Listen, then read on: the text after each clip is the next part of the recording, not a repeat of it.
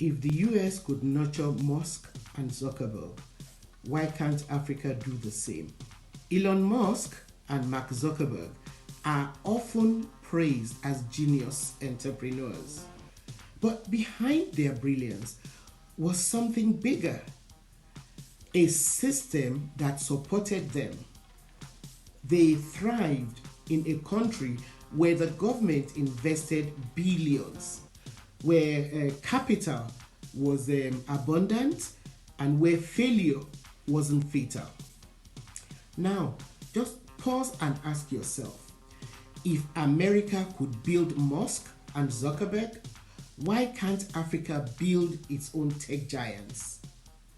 The answer lies not in talent, because Africa has plenty, but in the kind of support structures our nations provide.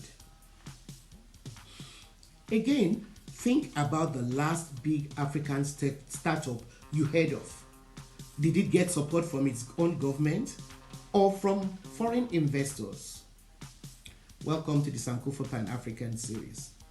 Please take a moment to subscribe if you've not yet done so and turn on your notification button. Thank you.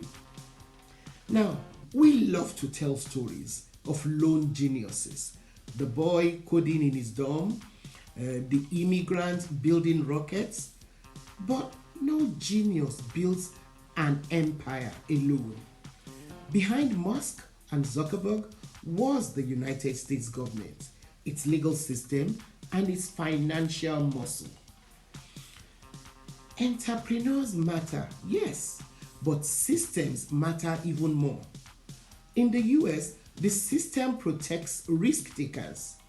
In Africa, the system often punishes them.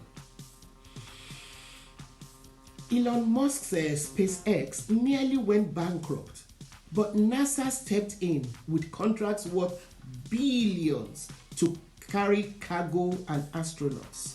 Without those contracts, SpaceX would not exist. Tesla?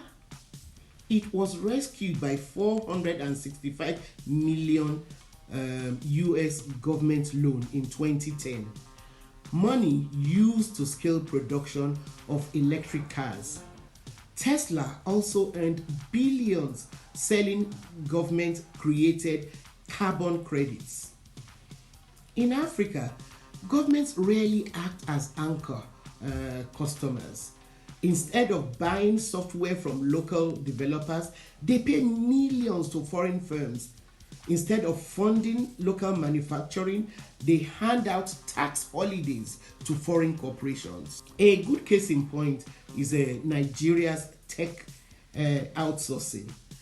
Nigeria spends millions yearly on foreign software while local startups struggle to get contracts. Imagine what would happen if African governments became the first customers of African innovators. So in the US, entrepreneurs know the law has their back. Intellectual property is protected. Bankruptcy is not a life sentence. It's a restart. This encourages risk-taking. Musk failed multiple times before success, but he could always try again. In Africa, IP protection is weak, enforcement is slower, and failure is punished harshly. Bankruptcy can mean jail. That kills risk-taking. Instead of bold ideas, we get cautious businesses. I want you to look in your country and find out what happens to someone who fails in business. Are they encouraged to try again? Money follows ideas in the US, and that is why they are successful. Venture capitalists poured millions into Facebook and Tesla. When these companies needed more, they turned to Wall Street, raising billions on global markets. Investors trusted the system, so they invested in the dream. The opposite is the case in Africa. Venture capital is scarce and often foreign. Investors prefer quick profits, not long-term bets. Stock markets are shallow. A startup in Lagos or Nairobi doesn't have the same access to patient capital as one, say, in California. Let's take Flutterwave and Paystack, Africa's most successful fintechs, as an example. They had to find funding abroad. Then they were partly acquired by foreign firms. The ecosystem that should have nurtured them did not. Again, I ask, what if African pension funds invested in African startups instead of parking money abroad?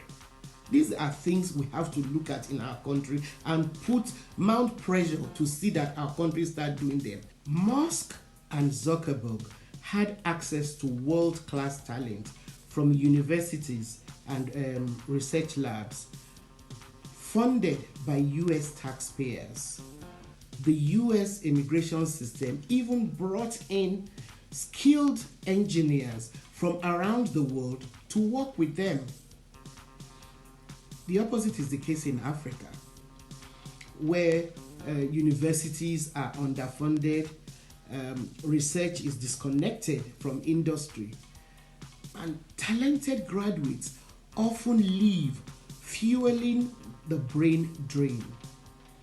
The few who stay must innovate without labs, without equipment, often without even electricity. Just ask yourself, how many of your brightest classmates now live and work abroad or are looking for ways to japa? It's distressing. Policy created markets for Tesla. Carbon credit meant polluters had to pay Tesla billions. California required automakers to sell electric cars, forcing the industry to change. SpaceX only thrived because NASA chose to buy from a startup instead of established giants.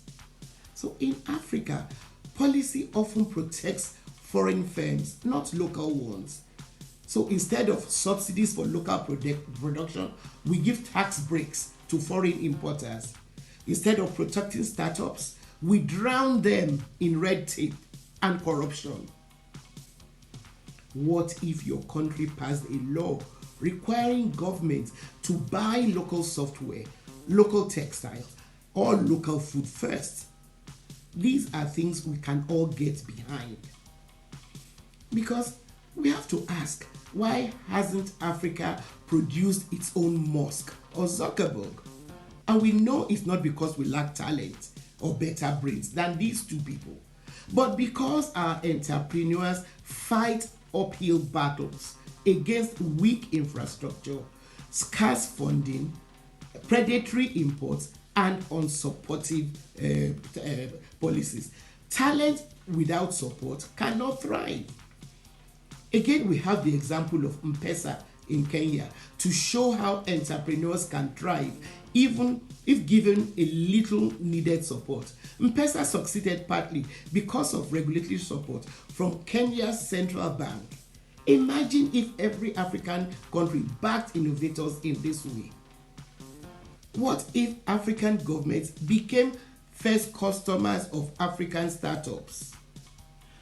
What if local innovators had patient capital, strong IP protection, and policies designed to create markets for them?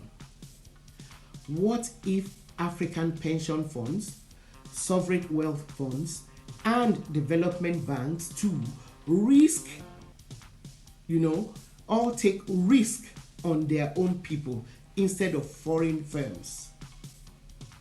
I also ask you, would you pay a little more for an African-made product if it created jobs for millions? So, Zuckerberg and Musk could not have succeeded alone. They thrived only because the US system supported them at every step. Africa has even more talent. What we lack is support. Real sovereignty means investing in our own, protecting our innovators, and building systems that make genius possible. So exactly what does it take for Africa to start believing in its own entrepreneurs? Let us know in the comments. Don't forget to like, share, and subscribe to the Sankofa Pan African Series for more stories that reclaim, remind, and restore. You can also support us through Patreon or by buying me coffee. Until next time, go back and fetch it.